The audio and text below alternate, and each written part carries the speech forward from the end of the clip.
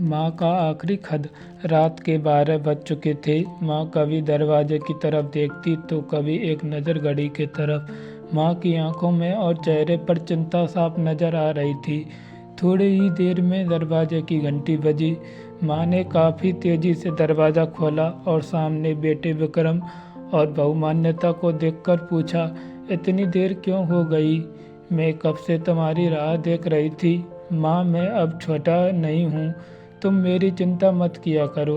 विक्रम घर के अंदर प्रवेश करते हुए बोला, बेटा कितना भी बड़ा हो जाए माँ के लिए छोटा ही रहता है। चलो छोड़ो, हाथ पैर धो लो, मैं तुम्हारे लिए खाना लगा देती हूँ। माँ ने दरवाज़ा बंद करते हुए कहा, माँ जी हम बाहर से खाना खाकर आए हैं, आप खा लीजिए, हम सोने जा रहे हैं। बहू मान्यता ने कहा, लेकिन मैंने तो तुम लोगों की पसंद की खीर बनाई है, आओ थोड़ी थोड़ी खा लो। माँ तुझे एक बार में समझ में नहीं आता क्या? तेरी बहू ने कहा ना, हम बाहर से खाना खाकर आए हैं, क्यों परेशान करती है। जा तू खीर खा ले और सो जा, और हमें भी से शांति से सोने दे। माँ अकेले कैसे खीर खा सकती है थी, और उसे बिना खाए नींद कैसे आ सकती थी, क्योंकि बेटे के इंतज़ार में उसने भी कुछ नहीं खाया था। वह किचन में गई, एक गिलास पानी पिया और अपने रूम में चली गई।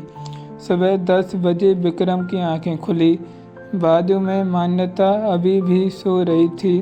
विक्रम हॉल में आया तो लैपटॉप के पास रखी एक चिट्ठी पर उसके नज़र पड़ी। यह चिट्ठी किसकी हो सकती है, यह देखने के लिए उसने चिट्ठी खोलकर पढ़ना शुरू किया। मेरे लाल, तू सोच रहा होगा कि एक ही घर में रहते हुए ये चिट्ठी क्यों मैं तुम्हें बोलकर भी ये बात बता सकती थी। हाँ बता सकती थी, अगर तू मेरी बातें सुनना चाहता तो किसी एक्सप्रेस गाड़ी की तरह तू आता है और कुछ ही पलों में निकल जाता है। खैर वो सब जाने दो, कल तुम्हारा जन्मदिन था इसलिए मैंने खीर बनाई थी। सोचा कम से कम आज के दिन साथ में बैठकर खाना खाएंगे।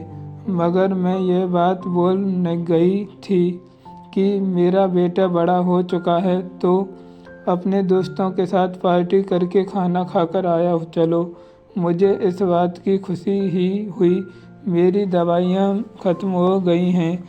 मैंने कुछ दिनों पहले तुझे दवाई की एक चिट्ठी दी थी, अगर वक्त मिले तो वह दवाई मुझे लाकर देना, मुझे थोड़ी राहत हो जाएगी।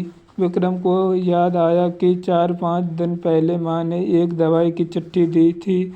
उसने अपने ऑफिस के बैग में जाकर उस चिट्ठी को तलाशा और उसे खोलकर देखा। उसमें लिखा था, मुझे ऐसी दवाई लाकर दो जिससे मैं अपने बेटे को बुला सकूं। विक्रम को रियलाइज हुआ कि मुझसे बहुत बड़ी गलती हो गई है। उसकी आंखें नम हो गईं। वह तुरंत अपने माँ के कमरे के तरफ दौड़ा। सबसे पहले उठ जाने वाली माँ आज क्यों नहीं उठी थी, देखकर उसे आश्चर्य हुआ। उसने माँ को उठाने की काफ़ी कोशिश की, लेकिन माँ एक गहरी नींद में से सो चुकी थी। विक्रम के पास फूट फूट कर रोने के अलावा और कोई चारा नहीं बचा। दोस्तों, ये कहने की ज़रूरत है कि माँ बाप जीवन में कितने मूल्यवान हैं।